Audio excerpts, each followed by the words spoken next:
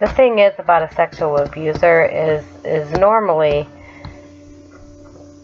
they have more than just one victim. I was not the first victim. I just happened to be his daughter, and he had easy access to me. He was able to train me at a very young age and to manipulate and twist my way of thinking to think that a father and a daughter, this is how a father and a daughter love. Any other time that we had interactions together, he was mean and nasty and put me down. So the only time that he ever showed me love is by touching me and or for me performing things on him. So at 3 years old, 4 years old, 5 years old, I just assumed that this was how I got acceptance from my father. There were other people before myself. I didn't know about any of those up until probably about 3 or 4 months ago. But I wasn't the only victim. There were also people in my life that could have put a stop to it. There were many that could have put a stop to it, but they chose not to. My grandmother found out when I was 9 years old, when I told her that I don't like the way my dad is hard. His penis is hard in the morning, and it rubs on me.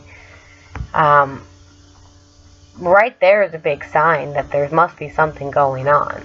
But she just chose to ignore it and just have a talk with him.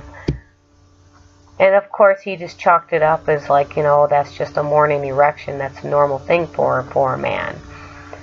The last time I checked, I don't think it's normal for any man to have a fucking erection with their 9-year-old daughter.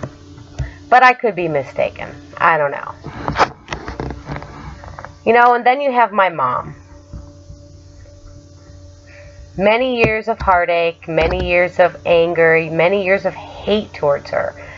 But I was able to move past that stuff and forgive her. Still doesn't mean that I don't get angry about this kind of stuff. But when I was 10 years old, she was cleaning my room, and she found my dad's semen all over my nightgown. And she knew exactly what it was and who it came from. Who else was it going to come from? I was 10. What other grown man is in the house? Nobody. So right there, she could have stopped it. It hadn't escalated to rape yet. But yet she just chose to have a talk with both of us. And my dad swore up and down that he knew it was wrong and he can control it and he would never do it again. And my mom believed him. And then she put it on me. If he does it again, you need to tell me. Like it's my fucking job to protect myself? That's ridiculous. She was my mother. And at that moment, she should have thrown his ass under the bus. And I still to this day will never understand why she didn't.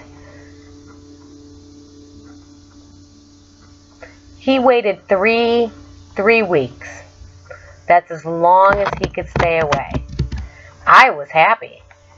I figured, well, he got caught. He's going to stop. And then one night when my mom went to work, I went down to his room for whatever reason, a nightmare. I had to go to the bathroom. The bathroom was right there next to his room, so if you're going downstairs to go to the bathroom, you can't help but walk past his room. And that's when he stopped me. And as usual, asked me to come say goodnight to him. Invited me into his bed. I hesitated. He made me feel guilty. Why, you don't love me anymore? Don't you love me? Don't you want to give your dad a hug goodnight? And then it all started up over again.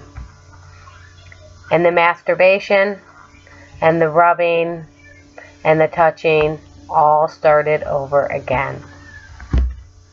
I will never understand at that moment why the two most important women in my life, my grandmother, my mom, did not protect me. I will wonder that till the day I die. I was 9 years old. I was 10 years old. She found semen on my nightgown. Why didn't she step up to save me? I was her daughter. Who cares if she would have been a single mother of 3? At least her daughter would have been safe.